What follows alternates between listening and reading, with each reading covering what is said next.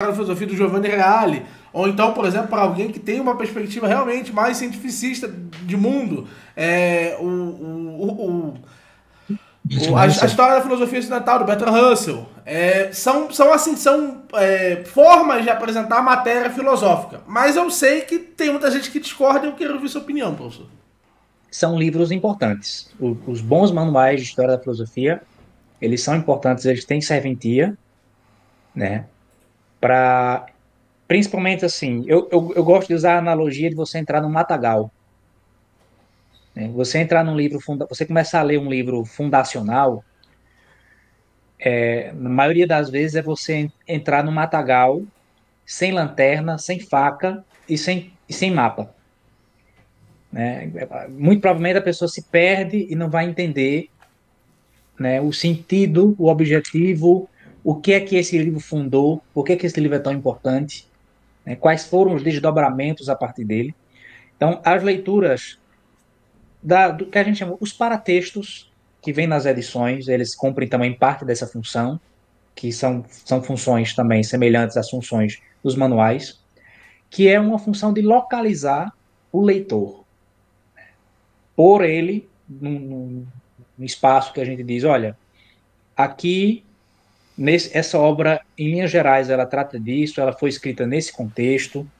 Nesse sentido, eu gosto da, da, do trabalho investigativo histórico, a metodologia desenvolvida ali pelo Quentin Skinner, na escola de Cambridge, que é o mote deles é aquilo, né? O texto sempre acompanhado de seu contexto, né? Por mais que os livros fundacionais e a filosofia, no modo geral, ela seja uma coisa universal, né? Certas questões contextualistas, certas questões de época, elas também se fazem presentes. Então, você tem noção que os textos eles não surgem do nada, os livros fundamentais eles não surgem do nada. Eles foram escritos por pessoas e essas pessoas viviam no mundo com certas conjunturas, com certas questões que as envolviam e certas questões que transpassam, né, a cotidianidade delas, e essas pessoas, em certa medida, essa questão contextual, ela está presente, né, na escrita, por mais que seja uma escrita que vise uma universalização daquele conhecimento. Então, porque, por exemplo, a República de Platão, me parece que ali está descrevendo o tipo de estado ideal conforme a natureza humana, conforme a alma humana. Então, nesse aspecto, isso aí é universal. Isso é universal também é atemporal, digamos assim. O homem é assim, dessa maneira. Então, isso aqui reflete como seria o estado ideal para ele. Mas, por mais que isso exista, há também elementos ali próprios da cultura na qual Platão estava inserido, próprios da mentalidade da sua época, que também são importantes para você entender certas formulações. Aí entra o grande papel desses manuais de história da filosofia. Eu, particularmente, eu prefiro os manuais de múltiplos autores, né? Salvo, por exemplo, Giovanni Reale é aquela pessoa, é aquele tipo de autor que, assim, você pode acreditar no que ele escreve de olhos fechados. Você pode, Giovanni Reale, o outro autor assim também, que, assim, feche os olhos e acredite no que ele está dizendo, porque eram pessoas de uma integridade moral absurda, eram pessoas de uma integridade intelectual admirável. Então, não era um cara com picuinha, não era um cara que ficava puxando sardinha. Eram pessoas idôneas, autores idôneos, né? O Joseph Pieper é outro autor assim. Então, você não precisa se preocupar com certas presepadas, digamos assim. Eu prefiro esses manuais que são compostos por múltiplos autores, vários autores. Cada autor escreveu um capítulo.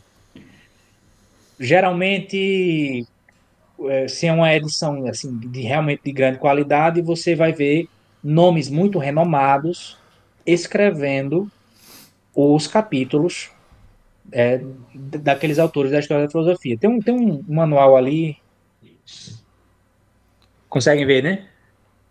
Consigo, nunca havia lido e parece que realmente é História da filosofia organizado, é da Vozes.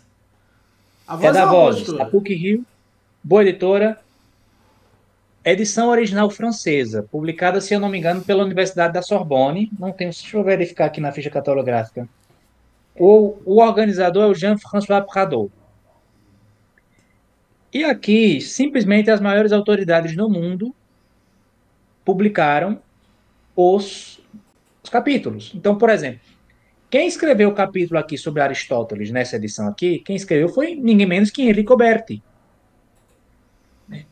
Então, Enrico Berti, grande autor, os livros dele sobre Aristóteles também, de grande qualidade e grande honestidade, esse tipo aqui de manual é melhor do que, por exemplo, o manual do Bertrand Russell, porque quando você vê ali as colocações que o Russell faz sobre os autores medievais, ele faz uma análise Ele é maldoso. do período.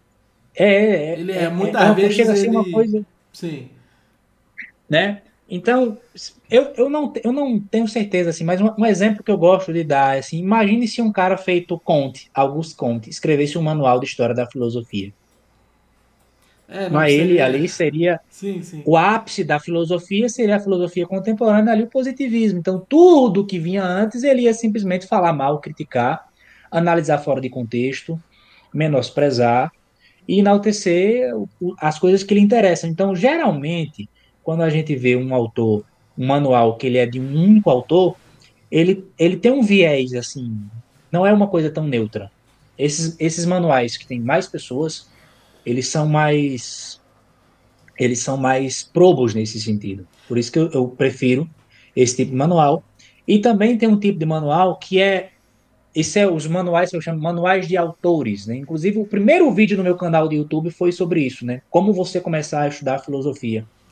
Aí, os manuais também, que são manuais importantes, são manuais de temas filosóficos, né? São manuais não apenas de autores da história da filosofia, mas são manuais de temas filosóficos. Então, a pessoa vai entender o que é ontologia, o que é epistemologia, o que lógica, temas caros à filosofia, né? Correntes filosóficas também. Então, são estudos que eles dão ferramentas para o leitor, para o estudante, para que ele consiga justamente entrar no matagal dos livros fundamentais. São mapas, são ferramentas que ele vai ter à disposição para poder estudar com uma certa desenvoltura, né, para poder estudar de uma maneira mais proveitosa e não ficar perdido. E eu Então, peço eu sou perdão. aquele tipo de pessoa que eu não desprezo esse tipo de leitura. Eu já vi gente desprezando, gente dizendo, você não deve ler manuais de filosofia porque você não vai estar tendo acesso à experiência humana fundamental. Me parecia mais um discurso de jargão do que alguma coisa, sabe? Então, enfim, você ia falar alguma Eu coisa? peço perdão. Eu vou fazer ainda mais perguntas chatas, porque. E logo a gente supera essa fase, mas as pessoas nos perguntam muito isso. E como a gente ainda está no início da nossa vida intelectual, a gente responde essas perguntas com um certo receio. Mas é importante ver alguém que já está de fato consolidado nisso respondendo esse tipo de coisa. Então, uma coisa que perguntam bastante para a gente é sobre tanto os dicionários de filosofia, o mais famoso que usam repetidas vezes é o Stanford, né, o tempo inteiro, quanto aqueles companions de filosofia, aqueles que saem ano a ano, sei lá, o Companion de Oxford de ética, né? E isso assim, menos as pessoas que têm interesse na vida intelectual autodidata, mais os acadêmicos. Os acadêmicos parecem amar esses dois estilos de forma quase orgásmica e eles realmente reportam muito, principalmente ao Stanford, né? O que o senhor acha da qualidade deles nesse sentido e se eles são realmente uma direção significativa? Porque, por exemplo, quando alguém coloca num verbete empirismo, parece que a partir dali aquele homem sabe tudo que há para se saber do empirismo, né? E isso é um pouco complicado. Professor? Eu acho assim que, em certa medida, os dicionários de filosofia, eles têm uma coisa assim que ela pode ajudar, que é dar indicações bibliográficas. dependendo das edições, né? Não sei se todos os dicionários trazem isso. Mas quando você está interessado, digamos, eu quero estudar justamente epistemologia, quero estudar qualquer tema, procuro lá o verbete traz uma indicação assim, das definições. Dependendo do dicionário, serão definições mais ou menos apropriadas, ou mais ou menos profundas, ou mais ou menos vastas, né?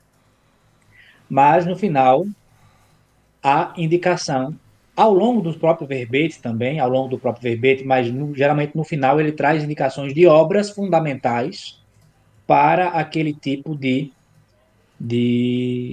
investigação, caso você queira fazer, né? Onde você encontra quais são as obras fundamentais para você estudar sobre aquele tema que foi explicado no verbete.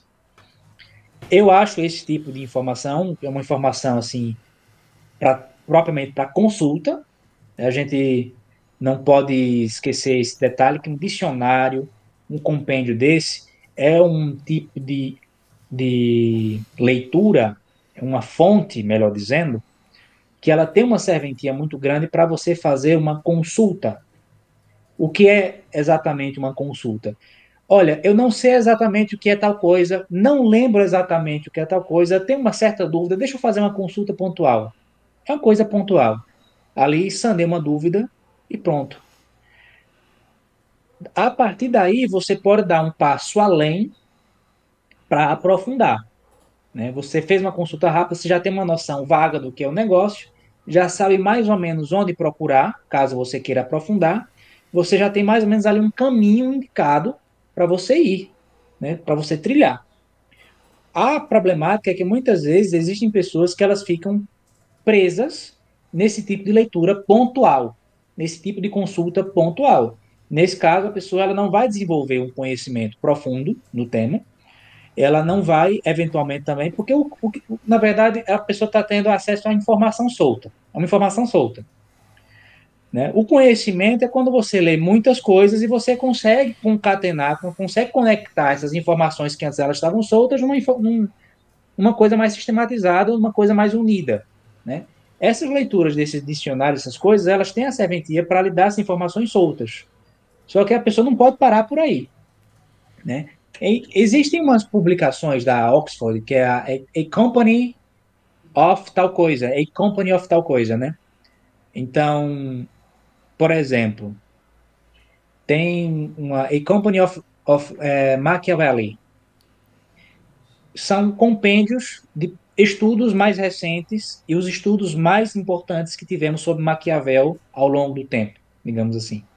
Esse tipo de publicação de compêndios, ele é muito interessante se você, caso, porque aqui a gente entra numa seara mais acadêmica, né? Os acadêmicos eles não têm tanto essa perspectiva de um leitor comum ou de um leitor mais autodidata, né? Os acadêmicos eles têm um esquema mais diferenciado. Eles gostam de certos pormenores, digamos assim, né?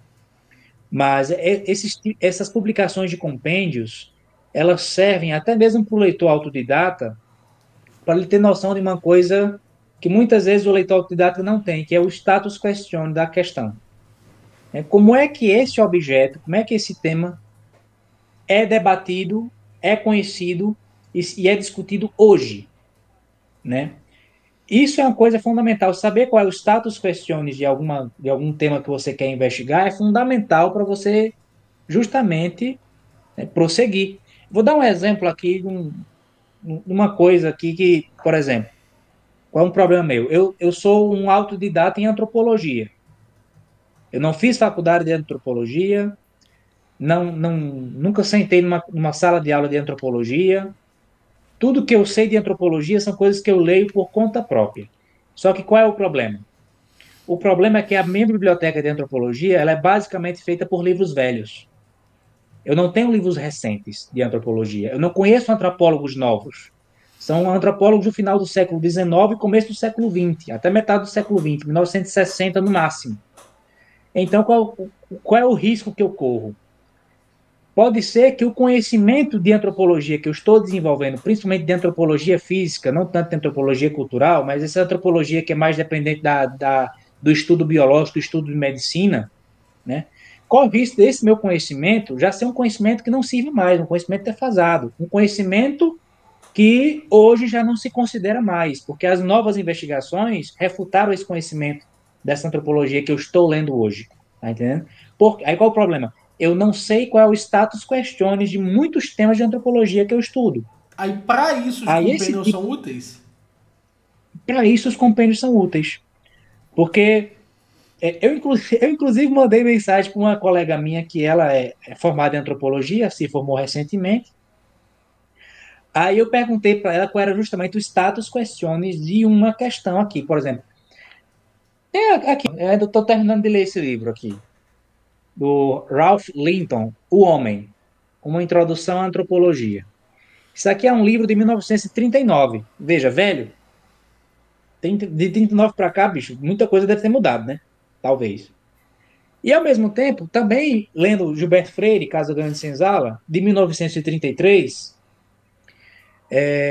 há a discussão de qual é a relação da cor da pele negra, se é mais o clima ou a incidência de luz solar. Isso é uma E ele questão que era mandou debatida 10 naquela época, reais. né? Deveras Alguns achavam que era interessante. mais o clima quente, outros achavam que era mais um ambiente com mais incidência de luz solar, tal. Eu lendo isso, eu me perguntei, tá, e os antropólogos hoje, o que é que eles dizem? Essa questão foi resolvida?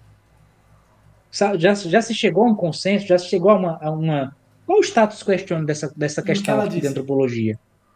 Aí ela disse: eu não faço ideia, e se você souber, me diga que eu também tenho interesse. Ou seja, porque eu disse para ela: olha, eu não tenho livros de antropólogos novos. Eu não sei o que os antropólogos de hoje eles estão debatendo. Porque as coisas que eu estou lendo são coisas velhas, de 1950, de 60 para trás. Tá entendendo? E, por exemplo, se você pega um livro desse aqui, um cara que escreveu o livro em 1939, o que que ele estudou para escrever esse livro? Ele estudou coisas escritas no final do século XIX, na metade do século XIX, até mesmo antes, no final do século XVIII. Então, veja como é que as coisas são, né? Então, porque hoje a gente estuda textos de 1950, às vezes, 1920, né? Então, são conhecimentos que foram produzidos no século passado. Então, esse tipo de publicação acadêmica serve exatamente nesse ponto, Mas o que, que o para senhor você pensa? saber